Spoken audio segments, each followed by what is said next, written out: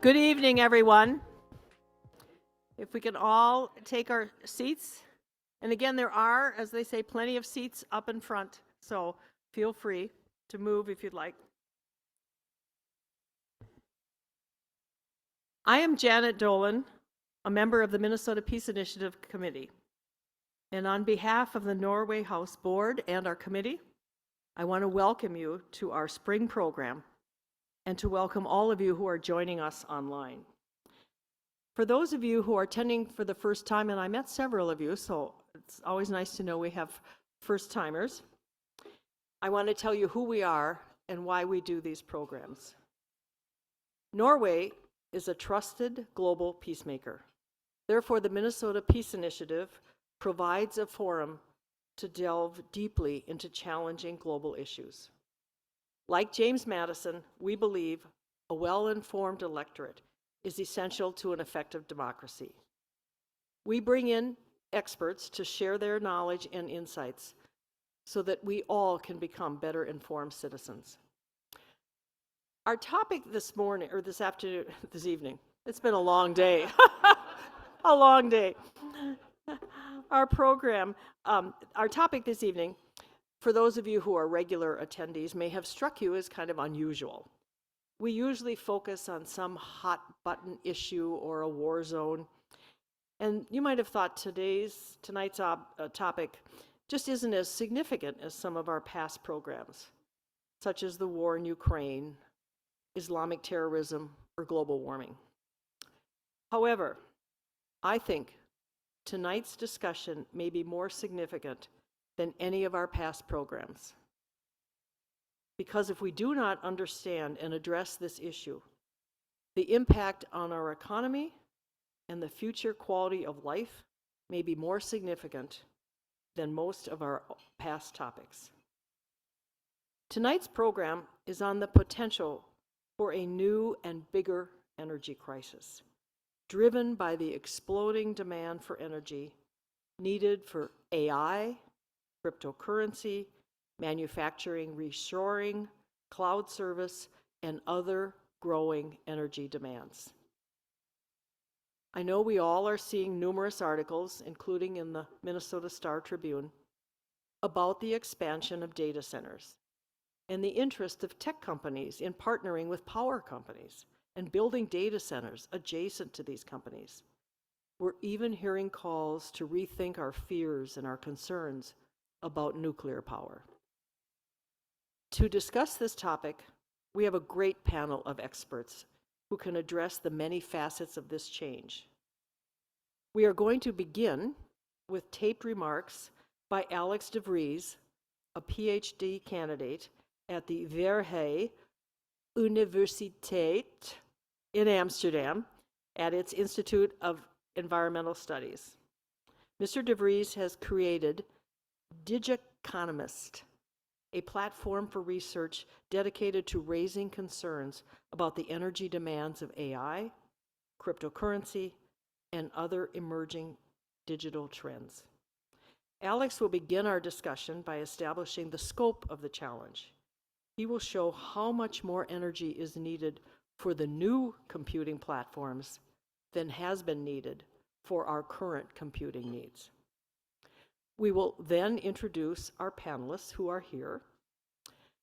Dr. Vijay Gadapalli, who is Chief Technical Officer and co-founder of Radium Cloud and is a senior scientist at the MIT Lincoln Laboratory. Dr. Vivian Fang, Professor of Law and the Richard E. Jacobs Chair of Finance at the Kelley School of Business at Indiana University. And Joseph Sullivan, Vice Chairman of the Minnesota Public Utilities Commission. They will discuss crypto and AI and why they are creating such a computing and energy demand. What are the storage and other energy demands going to mean for the environment? Can we innovate our way out of this oncoming energy crisis with more efficient chips or data centers? What are regulators and our energy producers doing to prepare for this ongoing surge of energy demand? And of course, the most important, What does it all mean for you? After our discussion, we will take questions from you. For those of you joining us virtually, please submit your questions online through the Q&A function on your computer. For you here, we have provided cards for you to write your questions and pass them to the aisle to be collected. And I will ask as many of your questions as we can get to. I do want you to know it takes some time to organize the questions, so do please submit your questions as soon as possible. We will begin our program with the video taped remarks of Alex DeVries. And I want to acknowledge that the tape is 9 minutes, but in it he shares very interesting details, and his remarks are accompanied by slides. Mr. DeVries has, as you might expect, a slight Dutch accent, so I urge you to listen carefully because there's a lot of great content in these remarks. So with that, I will turn it over to Alex DeVries and his comments for you.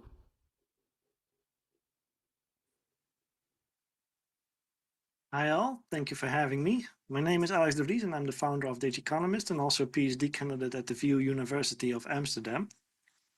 Over the past decade, I've been researching the environmental sustainability of emerging technologies, such as, for example, cryptocurrency mining and artificial intelligence. So what I would like to do is in the next couple of minutes, highlight to you how these digital trends have been shaping the environmental sustainability of data centers in the past few years.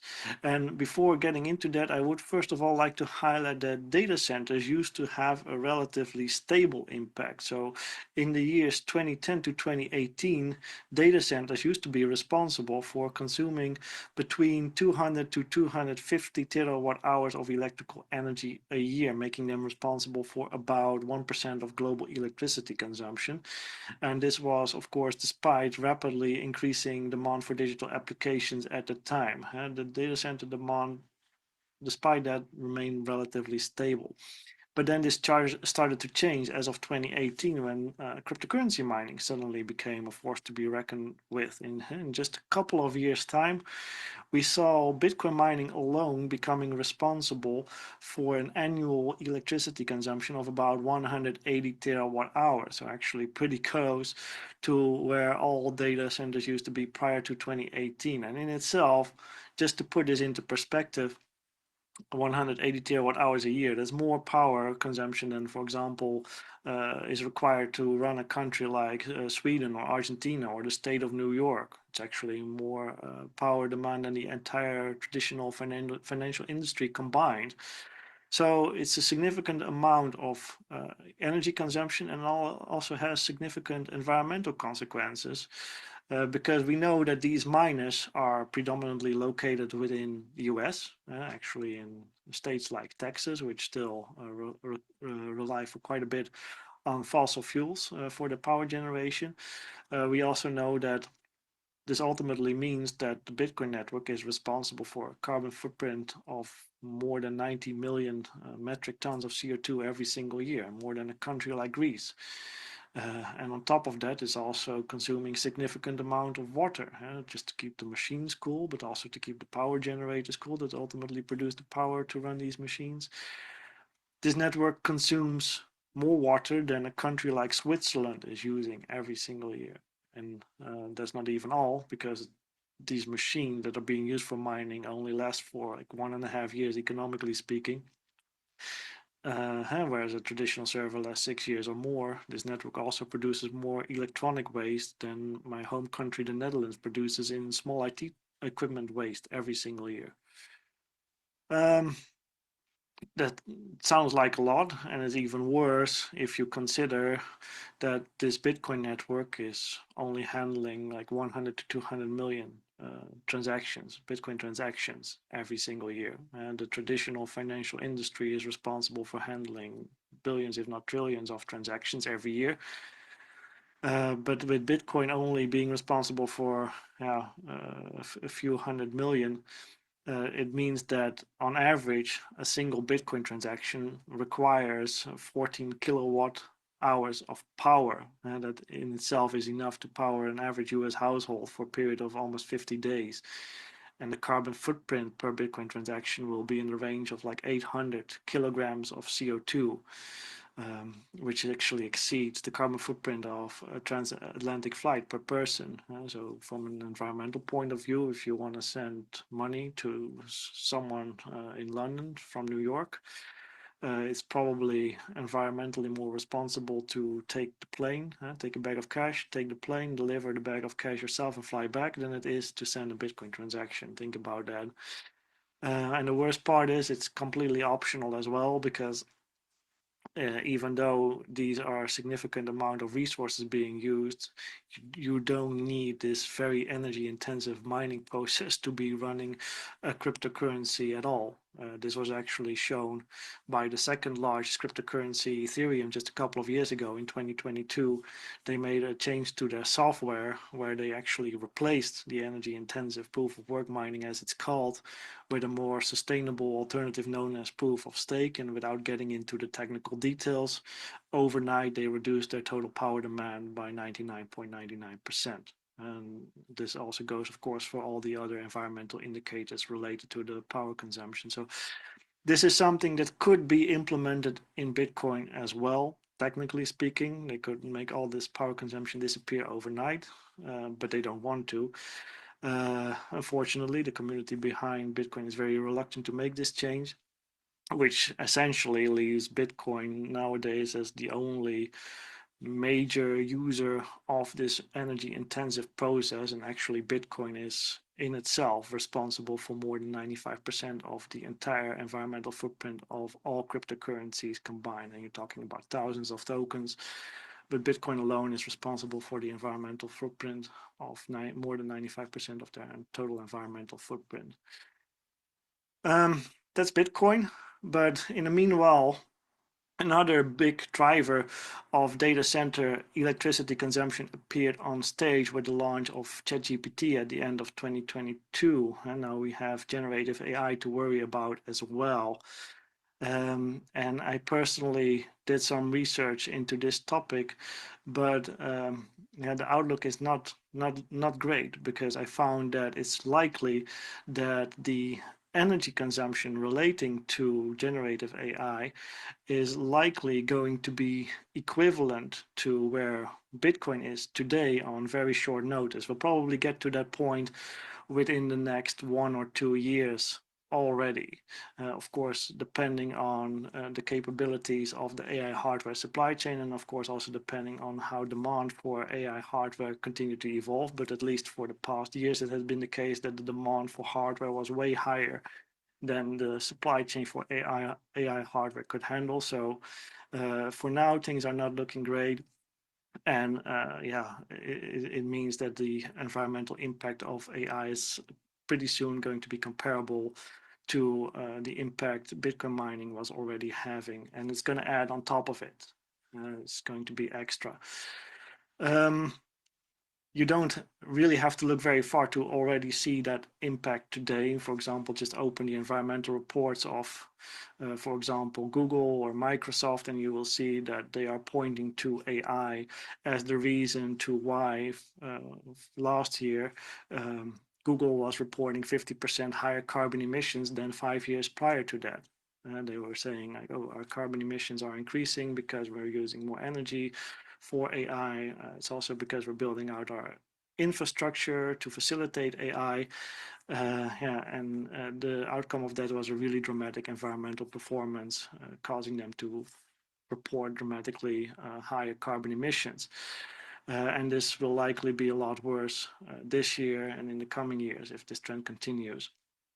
All this growth in data center energy consumption, whether it's coming from cryptocurrency mining or AI data centers, is going to have tremendous consequences in various aspects. Of course, growing power demand means that we'll be relying on fossil fuels for a longer period of time. But that's only one aspect. And of course, I already mentioned the e-waste and the water consumption, but also think about where are we going to put all these power hungry data centers. If they land on a grid with a limited power supply, a very logical consequence is going to be increasing electricity prices, potentially increasing land prices. And if a grid is already very congested, there even is a risk of blackouts as a result of the increased demand. So this poses a challenge for us and a question for the coming years, how we are going to manage this growth and how we are going to manage it responsibly.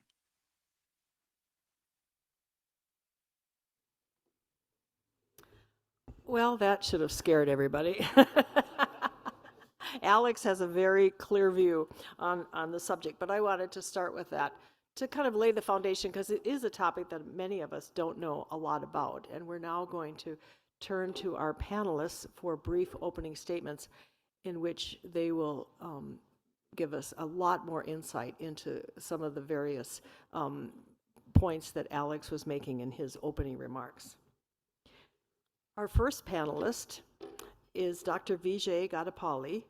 As I said, he's the co-founder and chief technology officer of Radium Cloud, a rapidly growing cloud computing company, and a senior researcher at the MIT Lincoln Laboratory, which is a leading center for national security technology.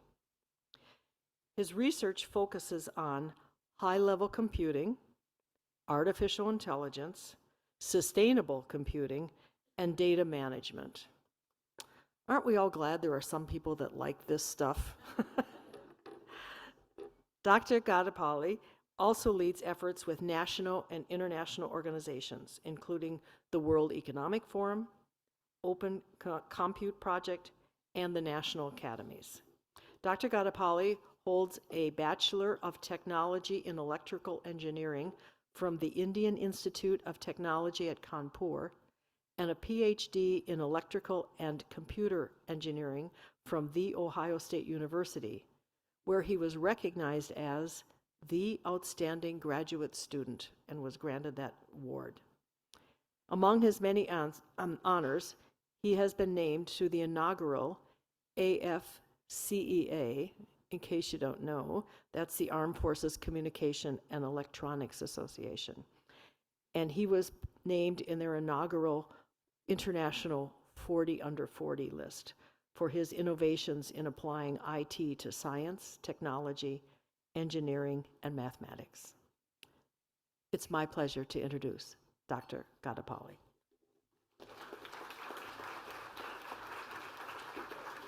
Janet, thank you so much for that introduction, the warm welcome, and what a beautiful facility. So look forward to, I think Alex did a great job of giving you an overview of what's going on. And I'll just kind of focus more on the AI side of things because that's an area that I work very closely with.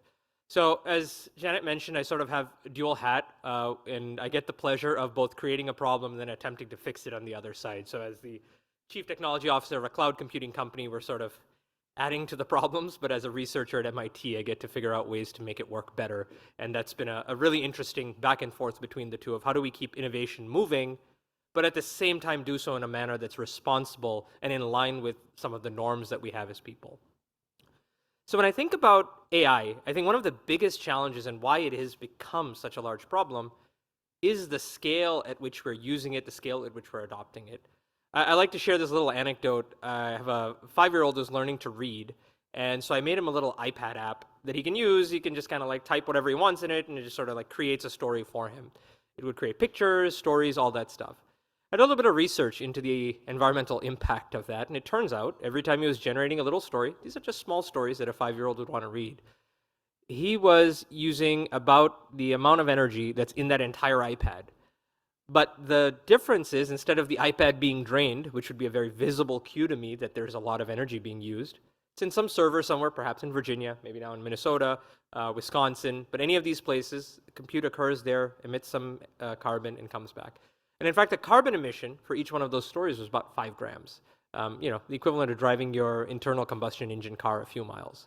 And you can think about how often one can press that button to generate a new story, how many people might do it, and it starts to add up very, very quickly.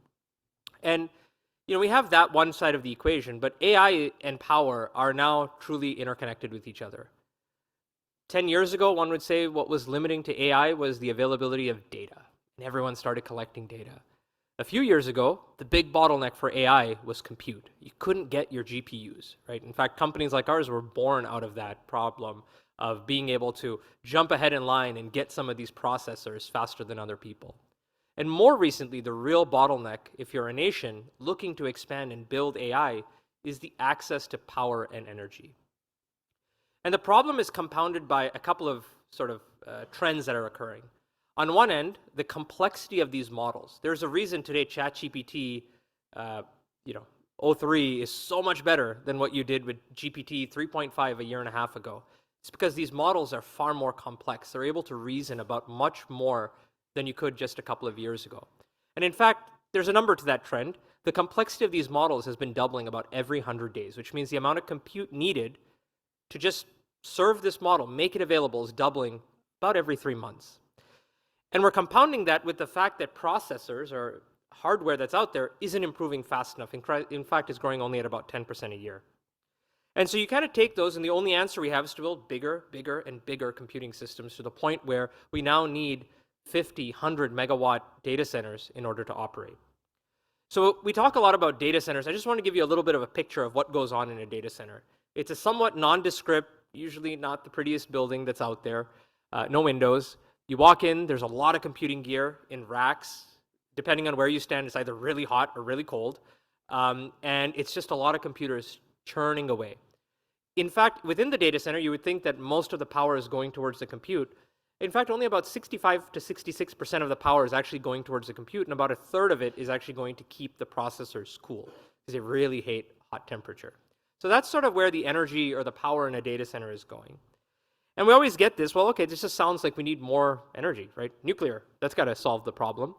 And perhaps it could, but it turns out, and perhaps you'll talk about this a little bit, it takes time to turn on new energy sources, and some of the renewable sources that we would like to turn on, we want to power these sustainably, take a little bit longer, and they often are not able to scale up that quickly that you would need if you're adding 99 megawatts of computing.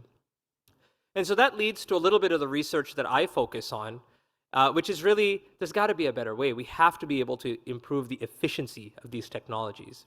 And I just want to give you a little bit of insight into what some of those ideas are, because they're exactly like what you or me would do at our homes in order to make our homes more energy efficient. The first thing is use less compute. That's pretty obvious, right? You want to save gas? Don't drive. You want to save energy? Do less compute. Now, we're not trying to say don't use these tools. We're just trying to say use them more carefully.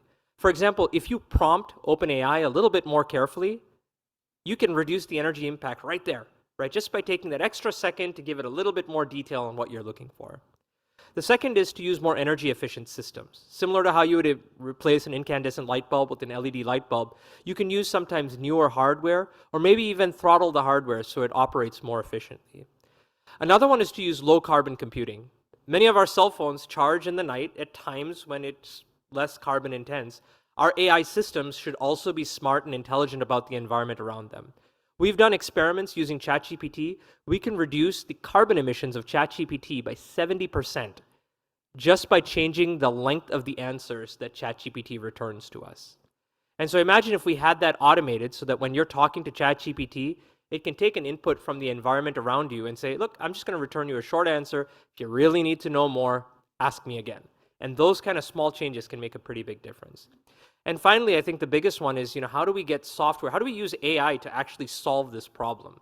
We always talk about AI as being a burden, but we can also see AI as the solution. And one such approach would be to have AI do optimization across the grid and different energy sources that are out there.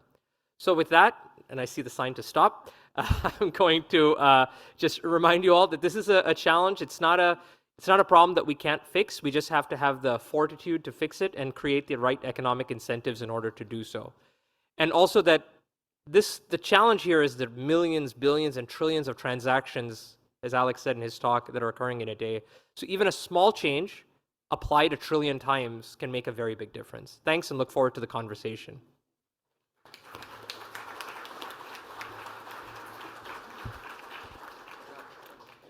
Thank you very much, Dr. Gadapalli. Our next speaker is Dr. Vivian Fang, a professor of finance and the Richard E. Jacobs Chair in Finance at the Kelley School of Business at Indiana University. Dr. Fang's focus is the intersection of corporate finance and financial accounting.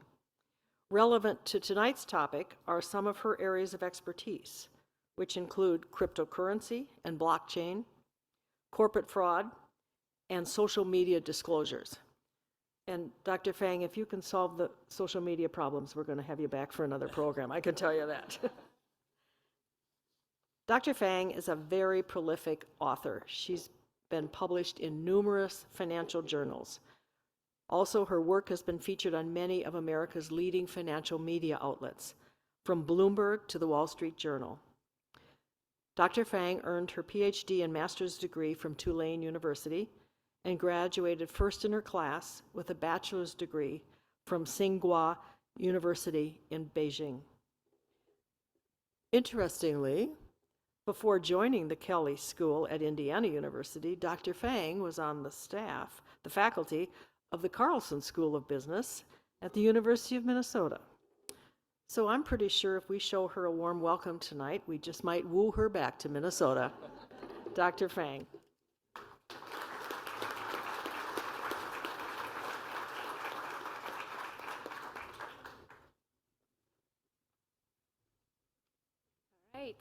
Thank you so much for the kind introduction, and thanks for having me. As Janet mentioned, I worked for the University of Minnesota for 11 years before moving to Indiana, so this place continues to feel like home. It was during my time at Minnesota I first developed an interest in cryptocurrencies, and I have been teaching and researching in this space since 2018. So today I'm very excited to be back and to share some of my observations and thoughts on crypto mining. Now, before we dive into the mechanics of mining, it helps to understand why Bitcoin was created in the first place. So Bitcoin was created in the wake of global financial crisis at a time when people's confidence in the traditional finance was historically low. So Satoshi Nakamoto, Bitcoin's pseudonymous creator, and he sees two problems in traditional finance, and namely centralized control, which concentrates the power in the hands of a few, and information obscurity, which gives certain parties information advantage over other parties. So in response, he released the Bitcoin white paper in October 2008, introducing Bitcoin as a potential solution to address these two challenges through decentralized governance and information transparency.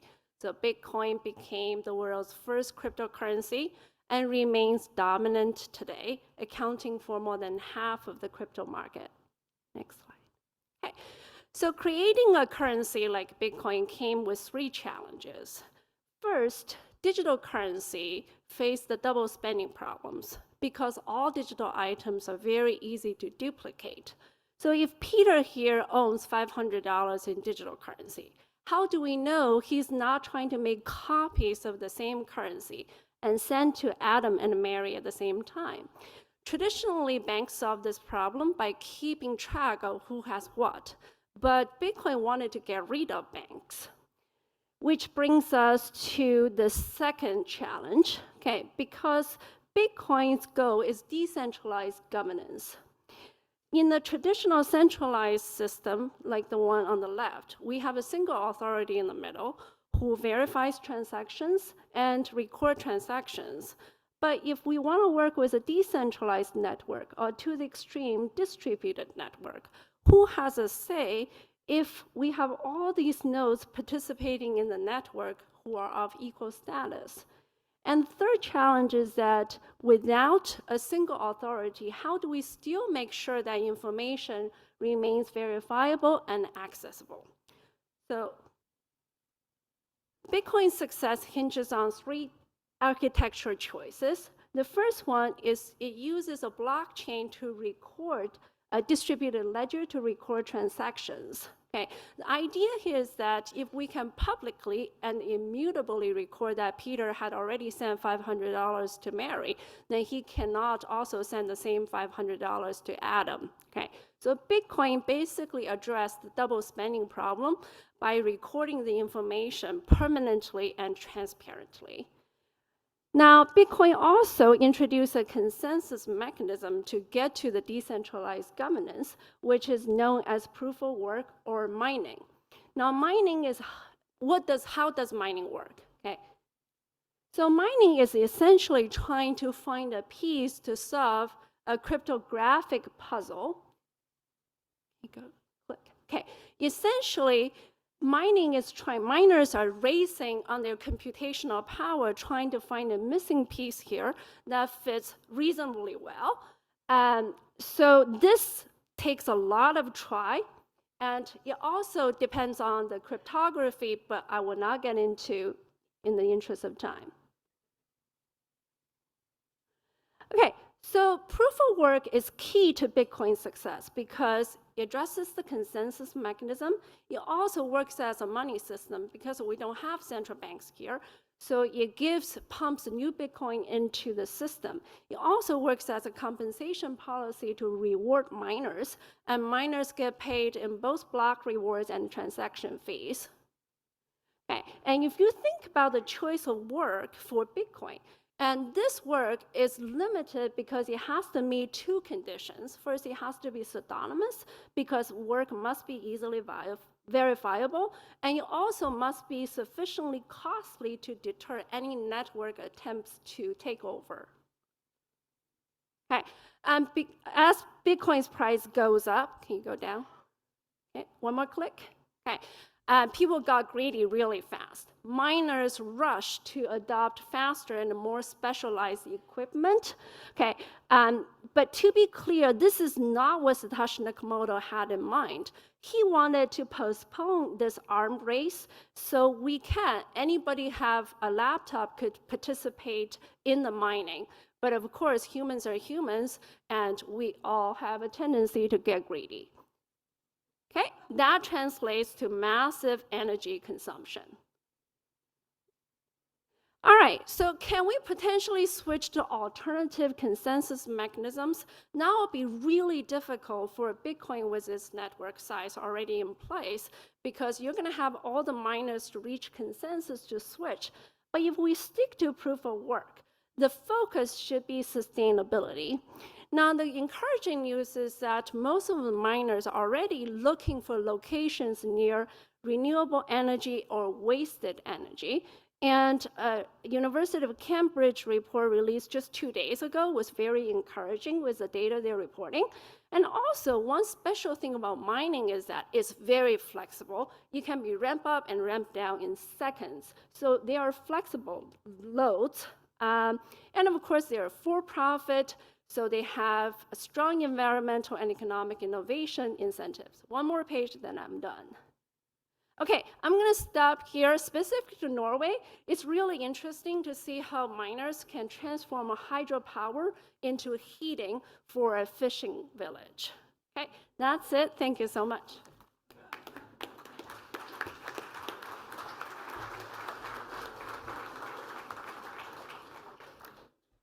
Thank you, Dr. Fang. I think there's going to be a few questions for you. Just a wild guess.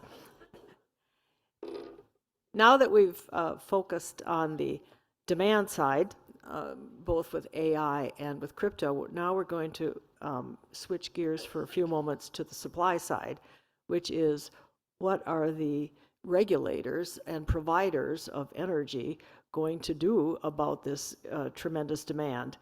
And for that, we have invited our next speaker, who is the vice chairman of the Minnesota PUC, Joseph Sullivan.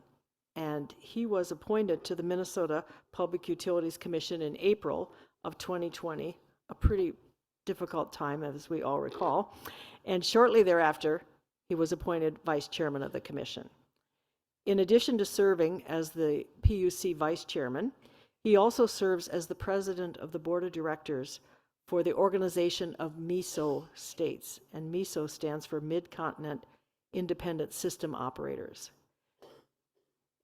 MISO is the largest regional transmission organization in our country. A regional transmission organization focuses on ensuring adequate power is available for the demands of its users. The MISO organization represents members from southern Louisiana up through northern Manitoba and all the states in between. Prior to his appointment to the PUC, Vice Chairman Sullivan served as the Deputy Commissioner for the Division of Energy Resources at the Minnesota Department of Commerce. Prior to joining the Department of Commerce, he worked in the nonprofit sector, focusing on both wind energy as well as on managing strategic relations for the Center for Energy and Environment, a community-based nonprofit which provides energy solutions for homeowners, businesses, nonprofits, and the government. It's my pleasure to introduce Vice Chairman Sullivan. Thank you. Well, thank you for the nice introduction. As a regulator, I'm used to being the person at the meeting that brings the bad news, and I feel like I've been trumped by Alex on that. But it is really nice to be here tonight, and it's nice to see everybody and to talk about an important topic. I think it's evidence here that this is a topic that's increasingly on the minds of many Minnesotans, and the potential impact of data centers on our energy landscape is something that is very important. I'd like to start first with a little background on the Minnesota Public Utilities Commission. The Commission is the oldest regulatory agency in the state, and it traces its history back to the 1880s when it was set up as the Railroad and Warehouse Commission. We operate like a court, and the decisions that we make come to us in the form of dockets, and in many cases, they have significant public involvement. Each year we process more than 300 contested dockets and more than 900 uncontested dockets. Our most important and our most high-profile work is on public utility rate cases, utility resource planning, and the siting of large energy infrastructure. Today, the Commission, along with our sister agency, the Minnesota Department of Commerce, regulates electric, natural gas, and copper wire telecommunication services in Minnesota. The purpose of the Commission is to regulate public utilities that provide these public services. We regulate the rates, we regulate the energy resources that they bring to our system, and we make sure that those are in compliance with Minnesota state law. We also regulate energy siting and specifically the need determinations for most energy infrastructure projects like transmission lines, power plants, and pipelines. The title of our discussion tonight, The Energy Crisis Fueled by AI and Crypto, highlights a significant area of current interest and deliberation by the Commission. We have hosted hearings on data centers, approved an energy services agreement for a new large data center in Rosemont, and are in active conversations in various forums on these issues. From a high level, the perspective of the Minnesota Commission is to ensure that if a new large data center or a customer comes to Minnesota, that they're integrated into our system in a way that protects all ratepayers, and that our utilities serve these new customers consistent with our state energy framework. That specifically means that they are served with energy that is increasingly carbon-free today, and by 2040 is 100% carbon-free. The way we do this, and our primary focus on ensuring this, is through proactive and robust utility integrated resource planning. So when you see utility resource planning coming up in the Star Tribune, this is specifically the questions that we're dealing with. And it is a public process, and we encourage Minnesotans to be involved. But I think it is important to recognize that from an energy perspective, we have a system that can meet the moment. It will take the addition of new infrastructure, new generation technologies, and consistent planning. But I think it's important to historically look at and recognize that Minnesota and our nation have dealt with much higher demand growth. As Minnesota and the nation electrified in the early 20th century, demand growth was as high as 15% per year. As the 20th century progressed, this tapered off, but the year I graduated from college in 1998, electric sector growth was approximately 3% per year. Throughout the early aughts and up to today, electric sector growth has flatlined to about 1% per year. But I bring this up because the most aggressive estimates that I have seen in our region would have us returning to electric growth of about 3% per year. In fact, this is what the Commission recently saw as reasonable in Excel's most recent resource plan that we approved about a month ago. 3% growth over a 10-year planning period will lead to a system that's roughly 30% larger than today, and most of that growth is from data centers, and some is from electric vehicles and electric heat pumps. While current projections don't indicate that the growth is on the same scale as the historic peaks during the 20th century, the nature of this potential growth is notably different. Unlike organic or linear growth patterns that we've seen in the past, the energy needs of artificial intelligence, cloud computing, and cryptocurrency tend to materialize as significant concentrated loads, what we call spot loads. This presents a distinct challenge for our energy planning processes. Our regulatory system is designed to operate methodically on a foundation of what is known. Spot loads, on the other hand, can show up quickly and in between planning periods.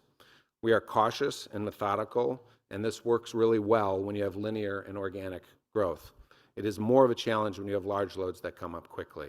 But that said, we're going to get through this.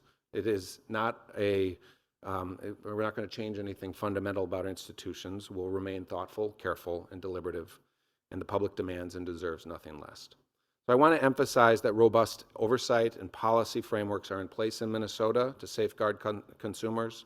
Over the years, we have navigated numerous technological advancements that have presented new challenges for our energy system, from the integration of renewable energy to the evolution of grid management. We have consistently adapted our approaches while upholding our core mission to ensure safe, reliable, and sustainable utility services that are just and reasonable. Looking ahead, our work on the Public Utilities Commission will continue to focus on infrastructure planning that carefully balances the energy needs, environmental stewardship, and affordability for all Minnesotans. And we are actively examining how artificial intelligence, cloud computing, and cryptocurrency might impact our energy infrastructure. With that, I'm looking forward to the conversation tonight, looking forward to the questions, and I think I hit my mark just right. And I want to thank Corey for helping me prepare a wonderful speech that did that. Very good.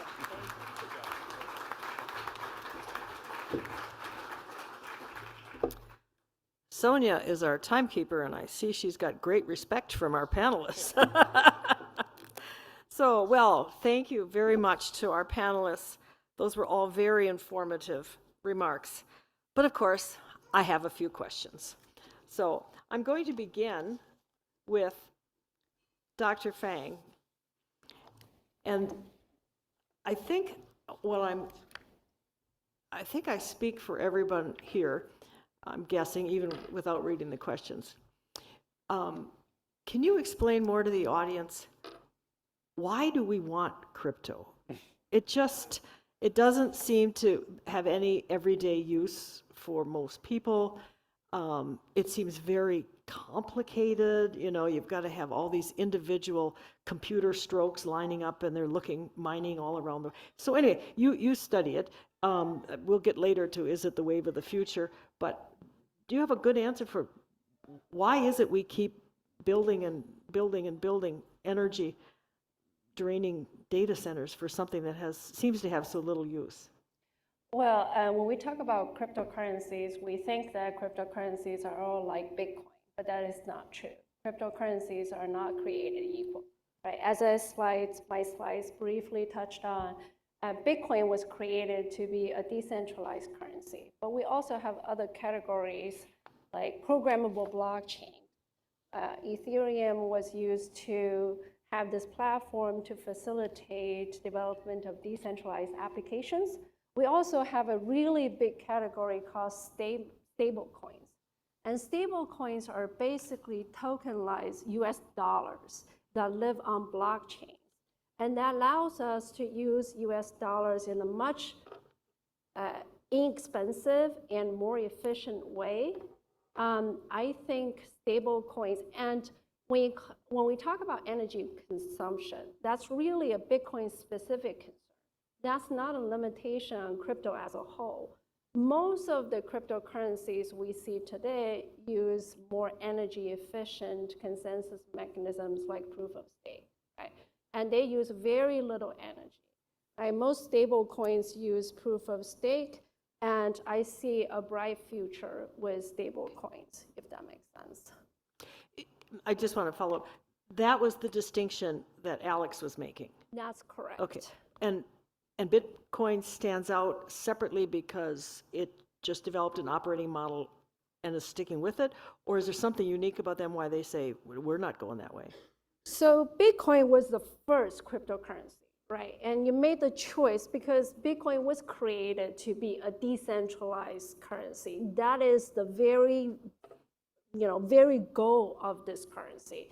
And it was the first, and it was created in 2008. And as time goes on, we have this massive network size. And now, in order to make that switch, you will have to get a consensus from the miners. And miners already have their operations built up. Why would they agree to switch to a different consensus mechanism?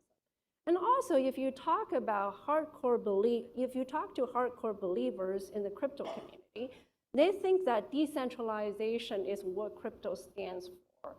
And so mining is energy intensive, but at the same time, mining is a great way to preserve decentralization, if that's what you want to get.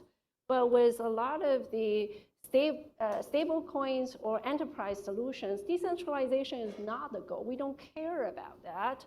Then we should definitely use more energy efficient consensus mechanisms.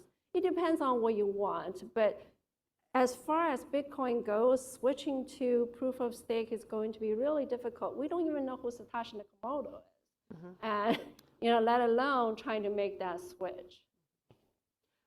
For those of you who maybe didn't follow that last comment, I believe one of the great mysteries of the world is who did develop cryptocurrency, isn't it?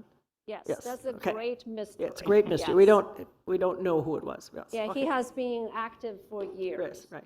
So basically, if you have a company, if you don't know who the CEO is, how are you going to make a major shift in that company?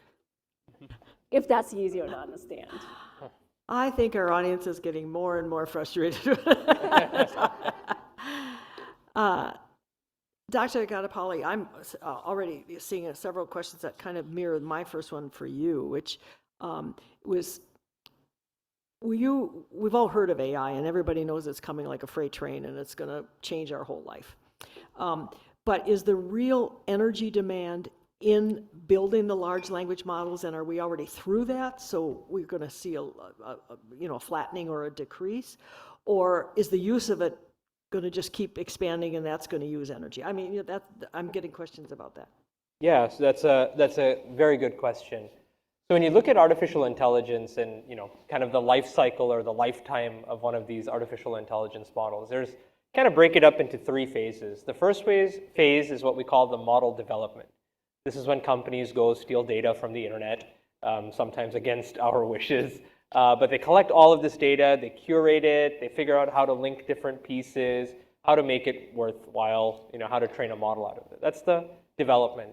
The next thing you do is actually train the model, right? This is essentially, a model is nothing but a huge matrix of numbers, usually like trillions of numbers.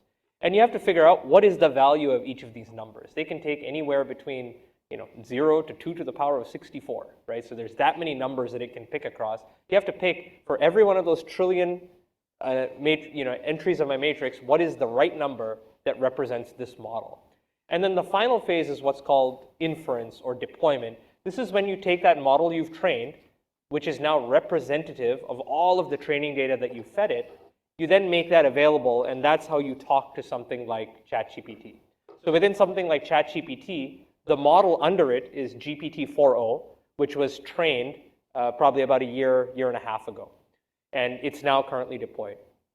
When we talk to the large hyperscalers, you might think, and when you look at the news, training is what pops up. And the reason we talk a lot about the energy cost of training, right? Training GPT-4 was, thousands of, hundreds of megawatt hours or thousands of megawatt hours, is because we can somewhat estimate what that is, because we can guess, okay, it's this many parameters, this is how much it trains for. They said they took 3 months, so that's what it is. But if you actually talk to the hyperscalers, that's only about 10% of the life cycle of the model. Nearly 80 to 90% of the life cycle of a model is in our utilization of that model, the inference side, for which we have very little visibility into what the actual energy and thus environmental impact is of that model. So, I mean, that's a very good question, and we get that a lot. So, yeah, we think training is the big problem, and that's certainly, we may see a plateauing of training, but it's the usage that actually causes the bigger, longer-term impact. Okay, I just want to make sure I'm clear. We are early enough in the AI transformation that we don't know yet what the energy demand of the ongoing use of AI is going to be? We do not. Okay, that's what you All said. we know are some estimates. So for example, if you're having just a simple conversation with something like ChatGPT, that's estimated to essentially use an entire bottle of water just for cooling the machines. The amount of energy of that conversation would be like driving your car many, many miles. And the combined usage of this model is hundreds of thousands of households' annual or daily usage. And so, yeah, we're still in the early stages. We are, a lot of this, and this is where we appreciate when there's open source. So many of you probably heard about DeepSeek, and I'm guessing that'll come up at some point. Leaving aside all of the other pieces, one of the big things that provided researchers like us was an opportunity to actually interrogate these systems to see how much energy does this use. Because for all the proprietary systems, which are usually a lot better, right, quality-wise, we don't know, right? We're just basing this on, oh, I overheard a guy at a bar or a girl at a bar talking about what they were doing. And that's the level of where that science is. So these open models allow us to actually bring them into our test environment, run them, and measure, okay, what happens when I change this? What happens when I fiddle that? And what happens when I tweak that? And that allows us to get much more accurate estimates. And we've already done some of the analysis on DeepSeek, and it is quite large. And so the models that are predating that were probably much worse than that. Vice Chairman Sullivan, it was really, I think, kind of reassuring that you indicate that the growth and the demand for on the system is likely to be under 5%, or you mentioned 3%. Now maybe that's still a huge expansion, I don't know, but that's reassuring. But one of the questions that I have is when you read about the energy demand, it's easy to talk about the overall United States, but it's clear that it's much more regional. I mean, it's not all states are not equal. So where do you think Minnesota and the upper Midwest will be? Are we going to be an area that attracts a lot of data centers? And I have a little subset of that, which is I didn't realize till I was really getting ready for this that water and cooling is a factor. And of course, here we are in the land of 10,000 lakes. So is our water, access to water, going to be a factor that's going to make us look more attractive than just our population and our demands? Yeah, a couple things. To the question about our data center, what kind of market is Minnesota? From what I can, when I go to MISO, which is the Regional Transmission Organization, Minnesota it's not a first-tier data center market. That would be places like Northern Virginia, Texas, probably California, but it is a second-tier market. And what that means is that the data center companies, they want to serve the Twin Cities. They want to serve this area. There's access to power here. We have in Minnesota, we have significant resources.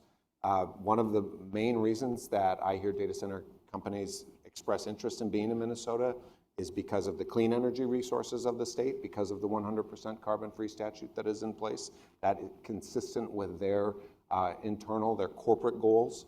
So the main drivers for why I hear the data center companies want to be in Minnesota is access to power, also access to cooling that can come from water, that can also just atmospherics. They can drop the walls of the data center. You probably know better how they do this, but they can just cool the data center with our winter and our lovely cold weather. So there are a number of ways that a number of reasons that they want to be in Minnesota. We're not going to be Northern Virginia. We're not going to be Texas. We don't have the population. We're not the center of the federal government, so they don't need to be there. Northern Virginia is the biggest data center collection in the world. So it's not just we're not competing with those areas. But we are a second-tier market. When you look at MISO data, MISO has indicated that Minnesota, which is part of what we call Zone 1 in MISO, the Zone 1 of MISO. Zone 1 is one of the 3 areas in MISO that is going to have the most data center development over the next decade. So what I can tell you is that they're interested in being here. They want to be here, and it's a organically, this is a market that they want to be in. You look at, they want to be close to cities. You look at, Chicago, Milwaukee, there are data centers that are being developed there. There's a huge data center that's being developed in between Chicago and Milwaukee by Microsoft. These are the areas that they want to be in. It's access, fundamentally, it's access to power. And we have a tremendous resource in the Buffalo Ridge, the wind resources that we have. We also have nuclear facilities in the state. We have utilities that are building transmission. So all of these reasons, make them want to be here. And we have a great workforce. We have a number of things that drive them to want to be here. Does that answer your question? Yes. Dr. Fang, from a business background, we in corporate America were focusing much more on blockchain and what it was going to do to our business long before AI just sort of exploded. And there was a time, a few years ago when we thought every document, but any ownership document, your certificate of ownership, your insurance policy, everything was going to be on blockchain, because then there's one only, can't be lost, can't be defeated. It was going to just dramatically change most businesses, and then nothing has come of that. Obviously, currency, the use of blockchain for currency is what we all hear about. But what happened? We just decided it's so impractical it's not going to work, or is it the energy demand, or it just sort of got put on the back burner and we haven't heard about it? Well, that's a great question.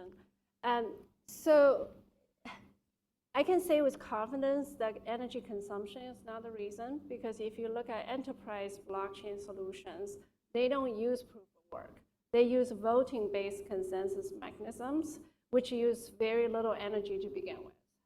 So if you ask me why we're not seeing widespread adoption of blockchain technology solutions, my answer would be that it's not technology, it's not energy, it's more economics and institutional constraint.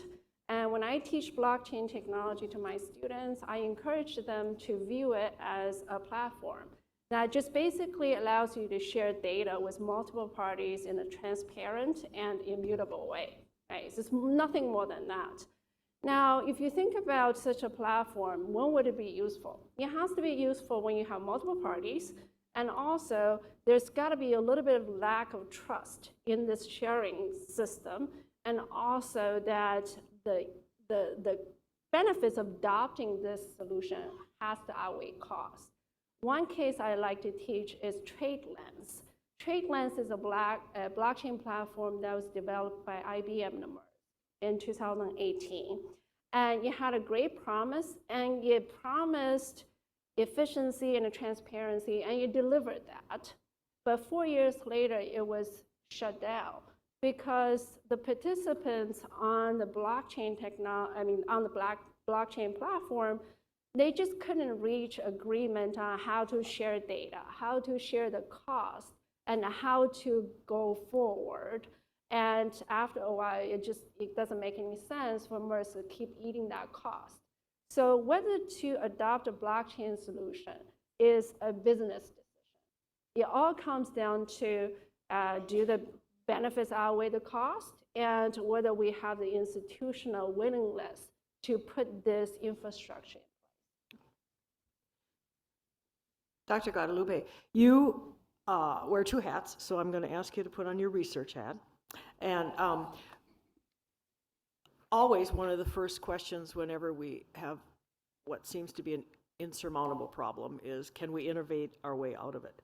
So if we don't know yet what the demand is going to be for AI, and everything seems to indicate AI is just going to spread just rapidly everywhere.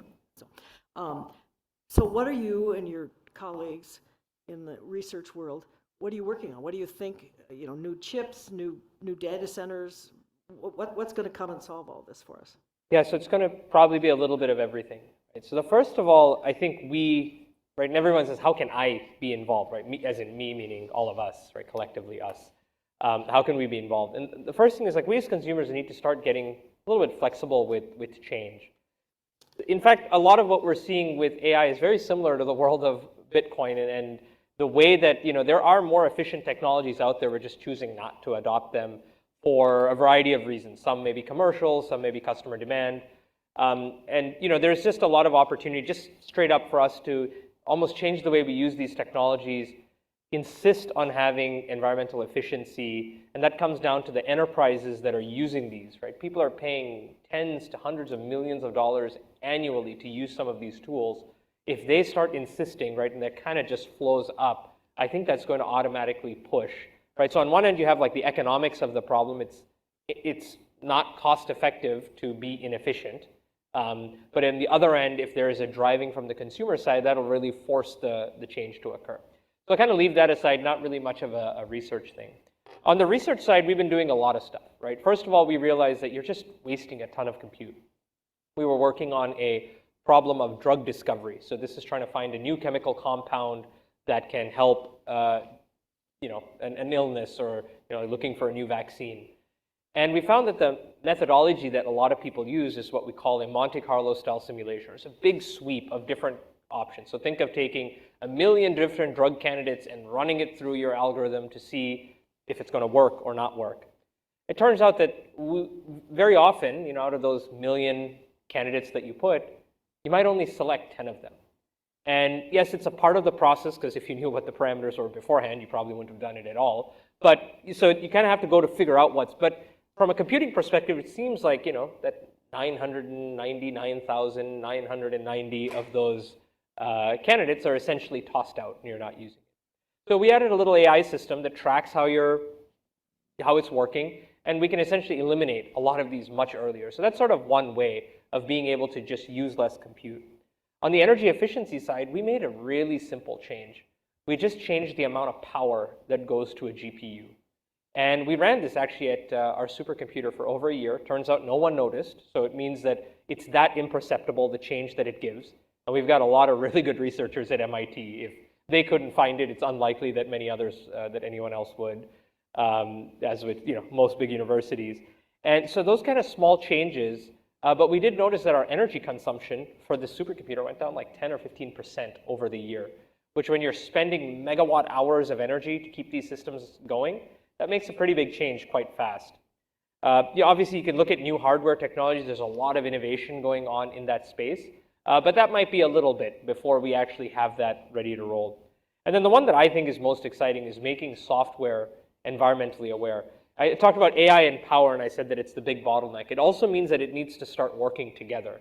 And if we can have the AI systems be more intelligent about the world around them, oh, it's a hot summer day with no sun, or the grid mix is particularly bad, maybe that's a time to maybe tune the result down a little bit. Maybe either give it to you a little slower, or maybe a little, you know, lower quality model, or at least default to something, and you can always upgrade it if you have some mission critical. We've seen some huge impact, right? At the end of the day, we're kind of focused on the environment and carbon emissions, and those kind of changes can make, you know, 80, 90% carbon reduction without really changing the quality of the answers way too much. So maybe that knock-knock joke you ask ChatGPT will be a little less funny, or might be missing a character at the end, but you know, maybe we're fine with that. And then the final one is also just our energy systems are, and I'd love to hear from you as well, but the energy, data centers, and computing, these are all siloed. They don't really talk to each other apart from, you know, going through contractual processes. Wouldn't it be cool if we could actually connect these and use AI to figure out, okay, I've got a big, you know, load coming on there, and you know, I'm going to shift some of my compute over here. Maybe I have a bunch of Bitcoin or Ethereum mining going on that I can scale down because, you know, Taylor Swift is in town, and you know, everyone wants to you know, do Instagram pictures or whatever. I don't know what people do these days, but I'm assuming it's something like that. That was last year. That was last year. Okay, whoever it is this year. At least I'm only a year off, and not, you know, it's like when Tupac was in. No. So yeah, there's a lot that we can do. Some of it comes from us being able to be clear that we're okay with reducing the impact. And I think on the innovation side, there's lots and lots of opportunities, and time and sort of money and economics will make a lot of it work out. I actually hadn't thought of that, but you kind of got a couple buckets there. One, just pure research and innovation, but it clearly sounds like user behavior is going to be a factor going forward. Yeah, I mean, and I can maybe put my company hat back on. We do a lot to make these systems energy efficient and down to even producing results. And others are doing that, so I'm certainly not trying to talk about mine only. So, as a consumer, being able to support organizations that are doing that, right, is one way of kind of providing that demand signal to tell people like, hey, we like that, right? So if, you're a new company comes out tomorrow, Green GPT, and they're able to do so, and you start using that product more than somebody else who isn't doing that, that starts to set that demand signal up that as consumers, we're willing to do it. But I would also argue for those of you that work for large enterprises that are making those decisions, sometimes those are the biggest ones because it is a big individual contract, and having that just be a part of the contracting piece can itself, even if they don't have the answer today, they'll be able to figure it out. It's not an insurmountable problem. It's relatively straightforward to figure it out. They just need to actually display it to us. Vice Chairman Sullivan, based on most of the questions that are coming in, you're going to have some really interesting public hearings ahead of you on this subject. So let me boil down one of the questions, and I think it might help if you kind of explain how consumer rates versus business rates are done now. But there's been 2 or 3 questions of, yeah, why should we pay for them? Right. Just figure out what they are costing us and have them pay their own way. And why should it affect our consumer levels or rates at all? So maybe you want to start with that. I agree with them. I mean, that's thank you. That is a central focus of the commission, is making sure that folks pay what they cause to the system. I mean, we spend a tremendous amount of time looking at how do industrial users impact the system and making sure that they pay for those impacts, making sure that the commercial class pays for their impacts, making sure that the residential class pays for their impacts, and that they're siloed from each other. Now, there are shared costs that everybody, the power plant generates the electrons that everybody uses, so everybody shares that. But for instance, the residential class, this is answering like how we decide who pays for what. The residential class, we have this huge distribution infrastructure that serves us, which is also very expensive. Now, industrial users they take directly from the tap. They get directly from the transmission system. So they don't pay for that distribution system. That being said, there are things that they do that we don't, as residential customers, have to pay for because, I don't need to serve my home in Mankato. I don't need that particular type of power plant, so they should pay more for that particular type of power plant. So we have this extremely detailed conversation that is a part of every rate case where we look at what are the impacts of each class, and then technical term, but we functionalize that. That's what we call it in regulatory speak. We functionalize that and we say, okay, the commercial class pays this, the industrial class pays that, and then the residential class pays that. Why rates sometimes are more expensive? It all breaks down to when you objectively go in there and look at, if you don't have to pay for the distribution system, that's really expensive. That's why residential folks have to pay for that distribution system. Industrial folks don't. But there are other things. So this whole process is very complicated. It's a big part of rate cases. And to whomever who said, or when you'd said, please come and be a part of the commission. Like, it is the Public Utilities Commission. It is energy democracy. And I implore everybody, your participation in our work makes it better. You build that record that makes our work better. So now, I do want to be clear. Rate is one thing. Yep. But capacity is another. I mean, we are all in the same boat when it comes to, if we don't have enough power on the grid and we have blackouts, we're all going to have blackouts. So I mean, I just want to distinguish that this is the rate, but that's not the absolutely right. capacity. Rates are one thing, and bills are another thing too. Rate is like the per kilowatt hour charge that you pay. But if you have a lot of energy efficiency in your home, or if you have solar panels on your roof, you buy less kilowatt hours from the utility, and therefore your bill is lower. One of the things that Minnesota has been really very effective at is because we have a really strong, robust conservation program is we pay much lower bills, which the residential class does. Dr. Fang, I'm going to move more towards your business course and speculation, and we are getting questions on is cryptocurrency going to do away with paper and coins? And I mean, is it going to eventually be the financial system that we all rely on, or do you think that's too speculative at this time? Because that's, you know, they're having questions about then who's going to regulate it comes next. But is it? Do you anticipate that we are going to over time see a transition where all monetary, all money is in fact digital and not, and we do away with the current system? So if you ask me, I don't think Bitcoin ever has a chance of replacing US dollars via currencies. Energy consumption, of course, is a constraint, but that's not even the biggest constraint. If you look at scalability, I mean, like how many transactions Bitcoin can process, we're talking about 7 to 10 transactions per second. And just to put things into perspective, the credit card you have in your wallet, that can process up to 24,000 transactions per second. So if everybody in Minnesota start using Bitcoin as their everyday payment method, Bitcoin network is going to explode, let alone the entire economy. So I don't think Bitcoin has a chance of replacing dollar ever if it stays this way. And that said, I think Bitcoin is increasingly becoming an alternative asset. We see in institutional investors, corporate investors being willing to allocate a small percentage of their portfolio towards Bitcoin as an asset, right? Sort of like gold. An interesting and a more promising crypto token would be stable coins. I also briefly touched on that. Stable coins are basically tokenized dollars putting on blockchain. Now, many of you may have had experience of sending a large wire transfer, international wire transfer. That might take you 3 to 4 days and sometimes up to a week to settle that transfer. Right? But if we move the tokenized dollars on chain, blockchain, and stable coins, and that could just take seconds to settle. So that will promise much faster, more efficient, and less costly way of using dollars. Okay.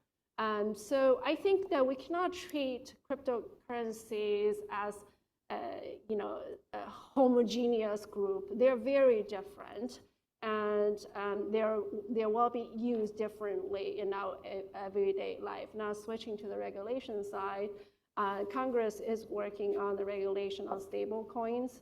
I'm cautiously optimistic, and we're going to see our first stablecoin regulation either later this year or next year. And probably most of us will have some, interaction with stablecoin over the next 5 years. Either your insightful remarks or the topic itself has certainly spurred a lot of questions here. So I have, and I see that time is fleeting, but a couple that I want to pull out, and this is a good question only because I think we all want to pick your brain, Dr. Gallipoli, while you're here. This isn't really having to do with storage and energy, but I think it's on everybody's mind since you're in the field of AI. What are the dangers of AI? Is AI going to take over the world, and are we going to be working for AI bots rather than other way around? And I realize it has nothing to do with the topic, except everybody here wants to know it. Yeah, so I think we're already, no, I'm just kidding. So I'll say this is outside my normal research area, so I'll put the usual disclaimer that these are sort of more me opining here. So So I don't think that there, and I know there's a couple of different discussions that are going on about, artificial general intelligence, or AGI, narrow artificial intelligence. And just for those who are not familiar with the terms, narrow artificial intelligence is sort of, using AI for narrow tasks. So helping it craft an email, summarize a document, sort of what we have today is often called narrow AI. AGI is like the little one back there, right, who has the ability to learn, continuously change, adapt, change how perception is done, not need training data, but actually just look at things and be able to figure out. So more human behavior is really what AGI is. And there's a lot of people who think we're like a year away or 2 years. They've been saying that for a while, so you can take that with a grain of salt. But who think that AGI will be a big problem. I'm sort of somewhere in between, where I think that the biggest challenge for us is going to be connecting a couple of narrow AI things that weren't supposed to be connected to each other, right? In a public setting, maybe we connect cameras to, or use, AI to figure out who should be hired or not hired. And so we're maybe connecting two pieces of information, say demographics and AI, and then making a lot of decisions that we didn't intend to make. It only will promote people whose middle name has a J in it because it turned out that the last 3 people who got promoted had a J in it, right? So things that are inconsistent with the way that we think. So I'm not too concerned about about having these, like a Skynet coming up and us having to work for the AI. If you kind of look at the human brain and what we're capable of doing and the amount of computing that's needed to do that, I mean, we're a while away from getting there. So at least in the next 5-10 years, as much as I could probably guess, not too concerned. What I am more worried, and I think we have to be more careful, is about connecting two things that should not be connected, right? Connecting a weapon system to a facial recognition system, probably not a good idea, right? Or connecting a safety system with, something that it's not supposed to be connected to, probably not a good idea. So it's really about, while it might seem like a good idea because it can maybe help in certain situations, we have to kind of think of the longer term impact of, what data was used to train this, right? And is that, again, consistent with the way we want this system to operate? So yeah, I don't think it's an existential threat, but yeah, please try to avoid connecting two things without thinking about what could possibly go wrong connecting these two things together, because it likely will occur relatively quickly. Vice Chairman Sullivan, we're sadly the sand is going through the hourglass here. So I think your question will be the last one before we close. I'm getting two different subsets of questions, so I'm going to weave them into one. Yeah. Nuclear power scares people. And does the PUC, are you the agency, do you have the ability to prevent these, are they super users, these massive, but the big IT companies that want to come in, who has the ability to say, no, you can't have your own nuclear generator, or you can't, and do you regulate that? And then the other question is, do you have the ability to require or push renewable energy as the better source? I mean, there's a number of questions around who's going to have a say before we're so far down the pike that it's too late, and everybody goes, gee, we probably shouldn't have done that 5 years ago. So is it with you that you have the ability to control both the power company, or regulate the power companies, and these super users that are going to come in and want to find energy? Yeah, I mean, there's both simple and long answers to that. But I would just say the simple answer is that state law says that we can't build another power plant, a nuclear power plant in the state. We have a nuclear power moratorium in the state, which is a frequent issue for those who watch the Capitol that comes up pretty much every year. Some folks want to repeal it, and it does not get repealed. So state law is very clear that a technical term, a certificate of need, cannot be issued for a new nuclear power plant in the state of Minnesota. So the answer around, could somebody come in and build a nuclear power plant for their data center, they'd need to get a certificate of need, which I think they would. That's state law. They would not be allowed to do that.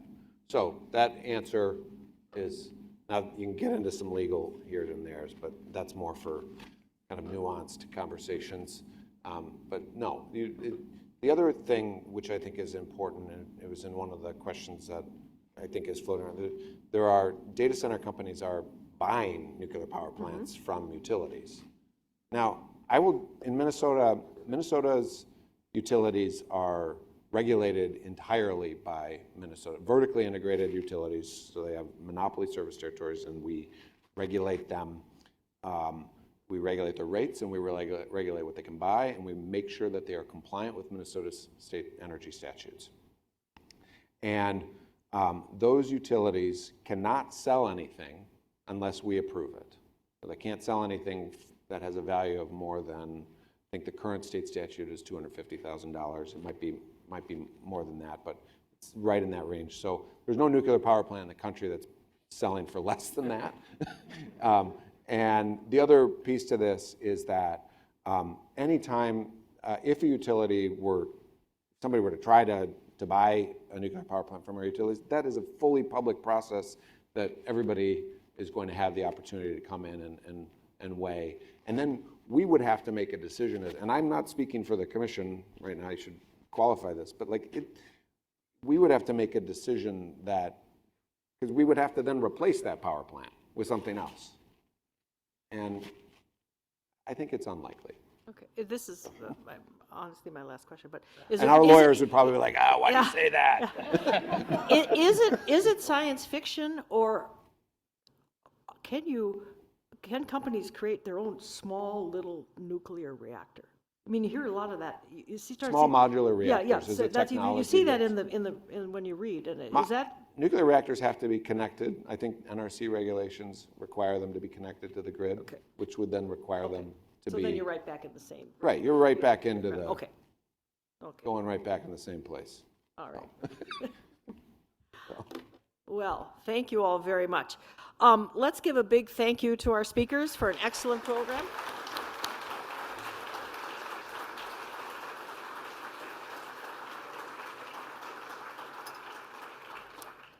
As a token of our appreciation, we have a special gift for each of you, and we'll ship it to you. You don't have to get it through TSA tomorrow.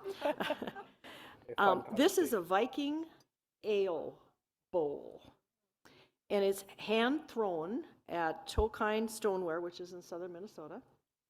And the Viking ale bowl is used as a communal cup for bringing people together for discussions of peace and community. That's the heritage, that's the history of it and the purpose of it in Viking history and heritage. So you don't get this every day.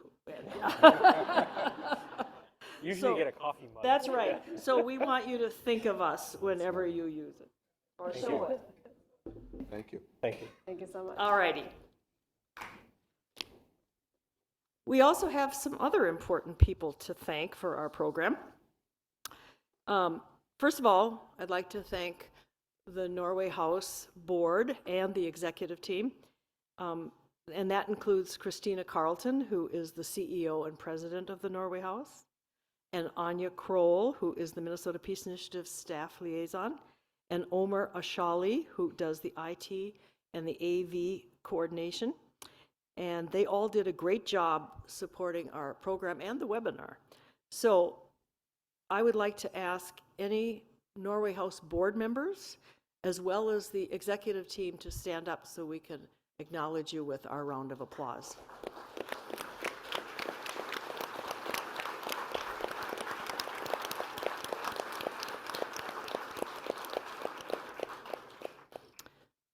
Mark Knapp is right over here hiding. And so I'm going to ask Mark to stand up. Mark is the chair of our Minnesota Peace Initiative Committee. And Mark, stay standing just for a minute. All of us here tonight, in the Norway House, in our whole Minnesota Peace Initiative Committee, want to thank you for your chairing of our committee. So we appreciate that very much.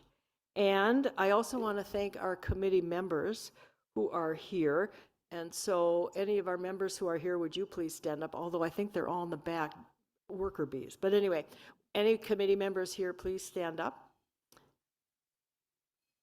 Okay?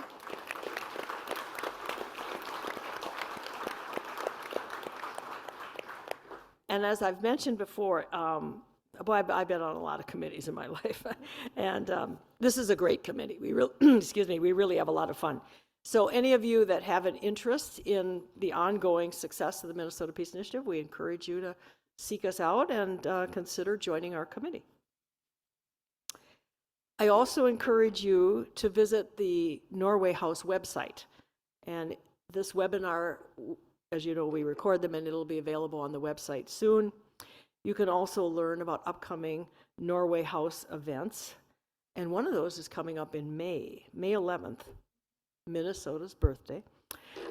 His Majesty, King Harold V's King's Guard will be visiting Minneapolis, and they're going to put on a great military performance here. And the reason they're coming is, as I'm sure all of you or most of you know, this is the bicentennial, of course, of 1825. And that's the year, at least, that we record we had the first organized migration of Norwegians to the United States. So our Norwegian-American roots all began with at that year. So there's a lot of celebrations going on this year over that. And also the Midsummer Gala will be on June 18th, and everyone is welcome. 2026 will be the 20th anniversary of the Minnesota Peace Initiative. I haven't aged, but the Minnesota Peace Initiative has aged. And it's only with all the support from you, our loyal fans, that we have made it to this milestone. And with your support, the Minnesota Peace Initiative has grown to be a very important part of the Norway House's commitment to peace. And to celebrate our 20th anniversary, we are launching a new program as part of the Norway House Peace Program. It's called Global Peace Stewards, or GPS, and we're launching it this year. And for those of you who were here at our fall program last year, we dangled it, a little taster, and now we're going to tell you more about it. The goal of GPS is to build a network of peace organizations which will sponsor an annual global peace conference focused on the most important peace issues of the day. We are already busy planning and working toward what we hope will be our initial global peace conference in September of 2026. And as we build up support for GPS, we hope to rotate this annual Global Peace Conference between Minnesota one year and Norway the other. Our Norway board member, Paul Jackson. Paul, where are you? Come forward. There he is, way in the back. You can't imagine how dark it is back there from up here, but but Paul is back there, and he's the chair of our GPS project. And Paul, we want to give you a big round of applause and a big thank you for taking on this very important role. So let's give Paul a round of applause.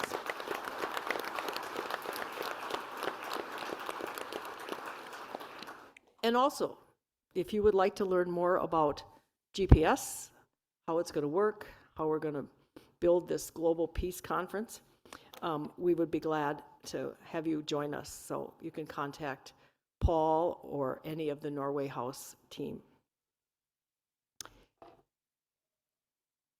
As you leave tonight, I again want to tell you how much all of us who are involved in the Minnesota Peace Initiative appreciate your support and your attendance.